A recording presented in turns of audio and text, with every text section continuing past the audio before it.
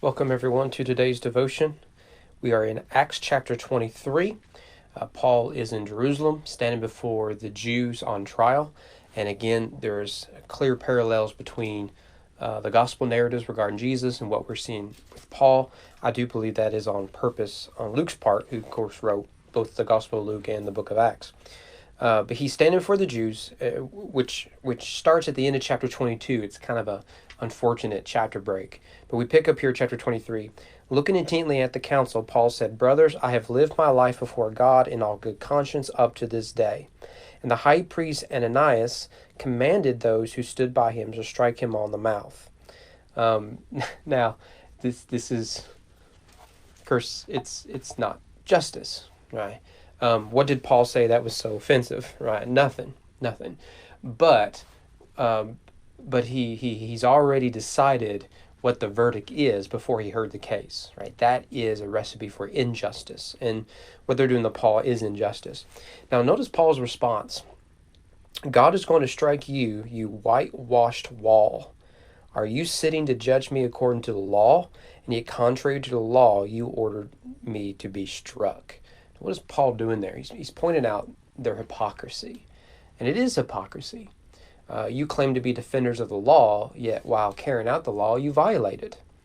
I think you see a human side of Paul. Paul isn't perfect, yet at the same time, I think it's understandable. Here is one who has dedicated his life to the law, trained to be a Pharisee, and was zealous for the law. And here he is being abused by it, by those who are supposed to be defenders of it. Look, it's a society will stand and fall on the character of its leaders.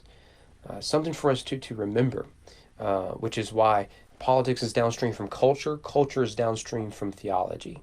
You get the theology wrong, everything else will crumble. And we as a society are getting all of that wrong, obviously. Verse 6, now when Paul perceived that one part were Sadducees and the other Pharisees, he cried out in the council, "Brothers, I am a Pharisee, a son of Pharisees. It is with respect to the hope and the resurrection of the dead that I am on trial." Of course, he is right. Now, he's defining these terms from a Christian perspective. He has a Pharisee background, but his message has been Christ is risen from the dead. And if Christ is risen, we're risen, 1 Corinthians 15. And so he's right in saying, I'm here because of my hope in the resurrection. Yet the way they perceive that is the divide between left and right. And as Luke explains here, the dissension arose between Pharisees and Sadducees. Verse 8, for the Sadducees say there is no resurrection, nor angel, nor spirit, but the Pharisees acknowledge them all. And so that's the divide. It's a theological divide. Pharisees adopt all 39 books of the Old Testament. Sadducees only adopted the first 5 books of the Old Testament as inspired. We've talked about this before when Jesus is asked about the resurrection. You remember he quotes from Exodus, I am the God of Abraham, Isaac, and Jacob. That is, God didn't say I was the God of Abraham, Isaac, and Jacob.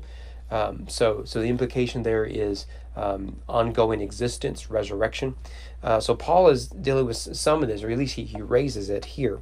And so dissension comes here. Now, some are critical of what Paul does here.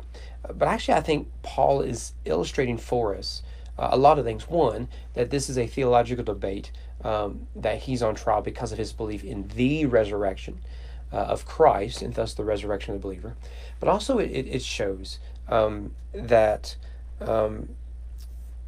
the division between the two is deep, and though they're reading the same Bible, they are motivated by other factors that go beyond it. We're seeing that with woke religion right now, particularly with the LGBT community and feminists. There seems to be a real division there. We're seeing other things similar like it. I don't want to chase that rabbit. But notice verse 9, then a great clamor arose, and some of the scribes of the Pharisees' party stood up and contended sharply, "We find nothing wrong with this man." Now notice, this isn't justice, really what Paul's arguing. They're not concerned with justice. They're concerned with their traditions. They're concerned with their view of things being carried out. What if a spirit or an angel spoke to him? Right? Of course, that's not a question you ask in a court of law. That's not it. So the Sadducees will turn against him because he holds against it. The Pharisees will defend him because he holds to the resurrection. It's not how justice works. And this is a perversion of the justice. This is why tribalism is evil. And we're seeing that now. All right, and we've seen it for decades, and I can give you examples, but again, that would be a distraction. Verse 12, when it was day, the Jews made a plot and bound themselves. Let me go to verse 11. The following night, the Lord stood by him and said, now notice that the Lord stood by Paul. In the middle of this chaos, in the middle of imprisonment, in the middle of injustice, the Lord stood by him and said, take courage, for as you have testified to the facts about me in Jerusalem, so you must testify also in Rome. And this is the rest of the story. Paul is under assault here in Jerusalem. He has declared his citizenship. As we'll see in the rest of this chapter, he's going to go to the next stage, which is before Felix, and then he's going to stand before another Herod, and then he'll eventually make it to Rome. Well, verse 12 starts what I find to be a bit of a humorous scene, and I think you'll see why. Verse 12, when it was day, the Jews made a plot and bound themselves by an oath, neither to eat nor drink till they had killed Paul. There were more than 40 who made this conspiracy. They went to the chief priests and the elders and said, we have strictly bound ourselves by an oath to taste no food till we have killed Paul. Now, therefore, you, along with the council, give notice to the tribune to bring him down to you, as though you were going to determine his case more exactly. And we are ready to kill him before he comes near. This is mob violence, right? And it's evil. You never give justice over to the mob. Because justice will never be carried out. But it's humorous because their plan doesn't work. So you have to ask yourself, did they starve themselves to death in the pursuit of killing Paul or not? You got to think at some point, that they're hiding from each other with the sandwich prepared by their wives. But also notice here that this is hate. This is what hate actually is. Now we've diminished the meaning of that word. And we say that people are hateful who aren't, and we won't say people who are hateful actually are. But this is hate. When all you want to do is to kill someone, and you can guise it under the reins of justice and righteousness and whatever it might be. But this is hate. This is actual hate. Wishing violence upon someone is hate. Well, as the rest of the story says, going all the way down to verse 22, they're unsuccessful. Paul seems to have enough influences around that he's able to escape this. Well, that means he's then brought to Felix the governor. Again, the parallels are clear. He stands before the Jewish council and is condemned. Now he's going to stand before the Roman governor. And so the parallels, I think, are quite obvious. They're not perfect parallels, but I think there's enough callback there for us to make a connection.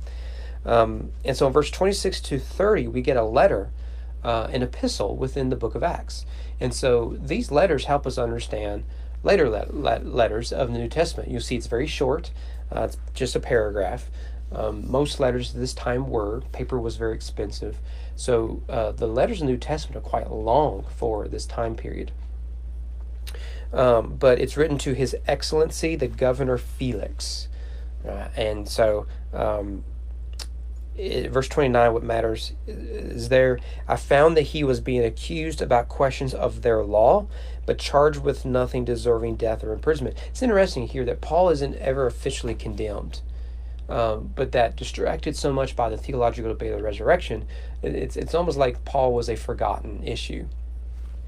And so, but regardless of that, there is a plot to kill him. So the Roman government has an interest in protecting Paul, but they also want to secure his innocence or guilt. All right, so they bring him before the Roman in charge of this.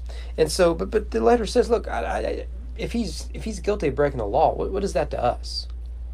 Right? This is in our terms state rights, right? I mean, something loosely like that. But verse 30, and when it was disclosed to me that there would be a plot against the man, I sent him to you at once, ordering his accusers also to state before you what they have against him. It's interesting that the Romans are following standard practices of justice, but the Jews aren't. And you know that American system, much of our judicial system comes from the Jews, in the way that you hear from your accusers, right? So we have people who stand trial, and accusers come and they speak in public court, and all those records are public. What you say is a matter of record, and the accusations you make become a matter of record. But it's interesting that the Jews had violated that with the trial of Jesus and then with the trial of Paul, and it's the Romans who are carrying this out, protecting the accused, whether guilty or innocent, protecting them, seeing to it they have a fair and just trial. It's the Romans doing this. Why? Because what you have is a mob in Jerusalem. So Paul has to be taken out of it. Well, this is eventually going to lead him one step further away from Jerusalem on his way towards Rome. So Felix will respond in chapter 24. So we are quickly approaching the end of the book of Acts. It's hard to believe that we have, 4 chapters left? So around this time next week, we will be done. Hard to believe. And we will quickly be approaching the 1-year anniversary of when we started all this. And next week will actually be that anniversary. So, Lord willing, tomorrow we'll look at Felix. See you then.